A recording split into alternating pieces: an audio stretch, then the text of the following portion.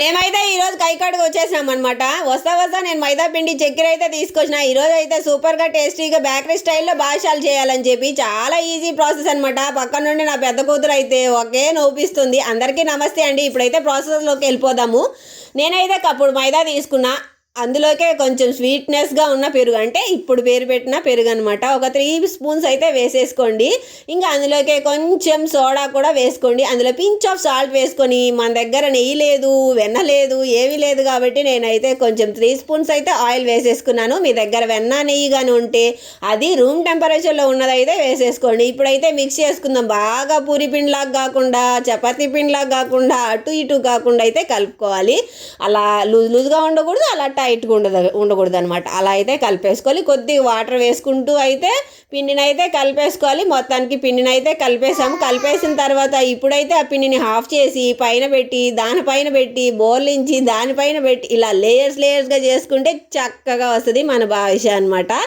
ఇంకా మొత్తానికి నేనైతే చేసేసిన తర్వాత దాన్ని అలా ఎక్కువ ప్రెస్ చేయకుండాను పైన మెత్తంగా పెట్టేసి అలా ఒక హాఫ్ అన్ అవర్ అయితే రెస్ట్ ఇచ్చేసుకోవాలి. మీకు చూపించాలి కాబట్టి నేను కొద్దిగా పిండిని అయితే కలిపాను, తర్వాత ఎక్కువ పిండి కలిపాను అనమాట.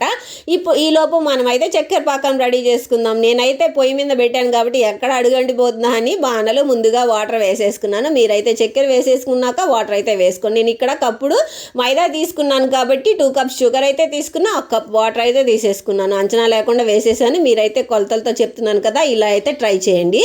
ఇప్పుడైతే చక్కెర పాకం, అంటే పాకం వచ్చేదాకా ఉండకూడదు అన్నమాట. చక్కెర మనకి డిజాల్వ్ అయ్యి ఆ వాటర్ చేతికి జిగురుగా అంటుకుంటే సరిపోతుంది. ఇప్పుడైతే నేను యాలక్కాయలను కూడా దంచేసేసుకున్నాను కదా, ఇంకా అందులోకే మంచి కలర్ కోసం కొంచెం కుంకుమ పువ్వు అయితే వేసేసుకుంటున్నాను. మీరు ఆర్టిఫిషియల్ కలర్ వేసుకునే పని అయితే వేసుకోండి. నేనైతే వేయలేదనమాట. కుంకుమ పువ్వు వేసుకున్నాను. ఇప్పుడైతే పాకం రెడీ అయిపోయింది. చూడండి, తీగ పాకం కాదు, చేతికి జిగురుగా అంటుకుంటే సరిపోతుంది.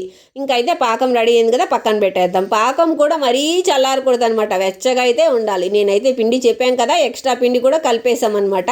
ఎందుకంటే జనాభా సంఖ్య ఎక్కువ కదా, సరిపోదని చెప్పి మేమైతే ఇంకా ఎక్స్ట్రా కలుపుకున్నాము.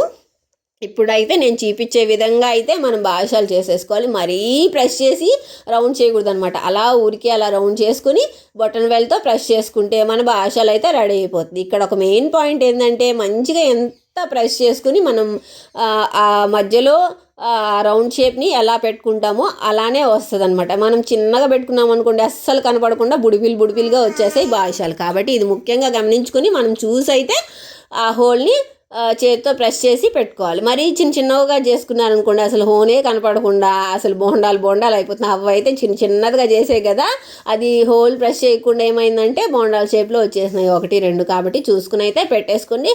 అలానే మన స్వీట్ పాడవుతుంది అని కాదు, చాలా బాగుంటుంది. కానీ మనకి బేకరీలో ఏ విధంగా ఉంటుందో ఆ విధంగా చేసుకున్నాం అనుకోండి, మనకు తినడానికి కూడా అంత టేస్టీగా అనిపిస్తుంది కదా. ఇంకందుకని చెప్పి మన కంటితో చూసేదే మన కడుపు కావాలంటది. కాబట్టే చూడడానికి అందంగా ఉందనుకోండి, తినడానికి కూడా ఇష్టపడతారు. కాబట్టి నేను చెప్తున్నాను అనమాట. మొత్తం కూడా ఈ విధంగా అయితే మేము బాదుషాలు చేసేసాము. ఈ పక్క నేనైతే ఆయిల్ పెట్టాను, కానీ అవ్వైతే నేను చేస్తాలేమ్మా, నువ్వు ఆయిల్ పెట్టుకో అని చెప్పింది అనమాట. ఇంకందుకని చెప్పి అవ్వైతే చేస్తున్నారు. వీడియో అయితే అక్కడ పెట్టేశాను, నేనైతే ఇక్కడ ఆయిల్ పెట్టాను. పొయ్యి మీద చేస్తున్నాం కదా, చూసుకుని అయితే చేసుకోవాలి.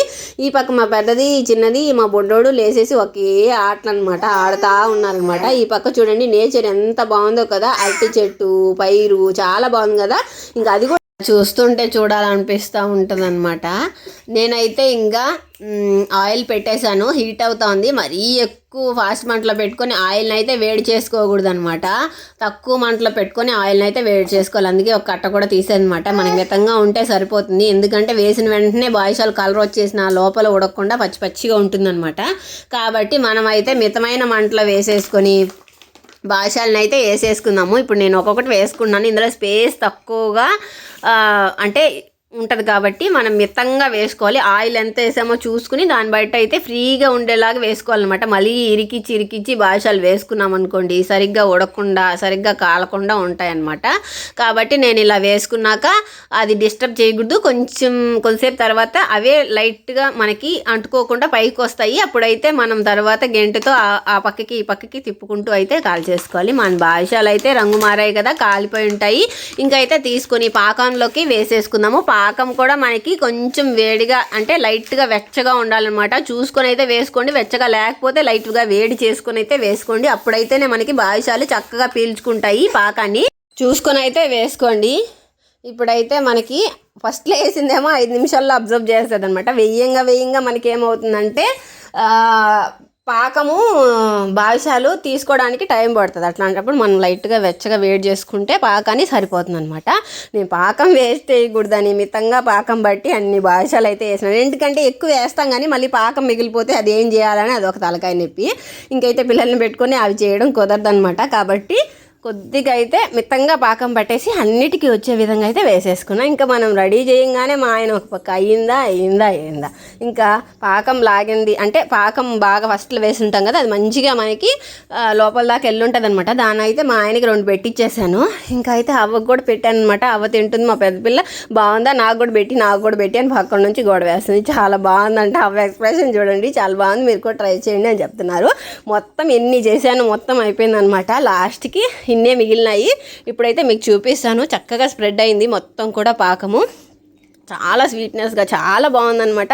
మన చేతులారా మన ఇంట్లో వాళ్ళకి చేసి పెడితే ఇదే వేరు కదా. జస్ట్ మనకి ఒక 60 రూపీస్ అలా ఉంటే సరిపోతుందనమాట. ఇన్ని బాదుషాలు చేయొచ్చు. పిల్లలకి మన ఇంట్లో వాళ్ళ పెద్దవాళ్ళకి అందరికీ వచ్చేస్తుంది. చాలా బాగుంది. ఎక్కువసేపు నానింది అనుకోండి ఇంకా బాగుంటుంది అనమాట. ఎంత జ్యూసీగా బాగుందో బాదుషాలు.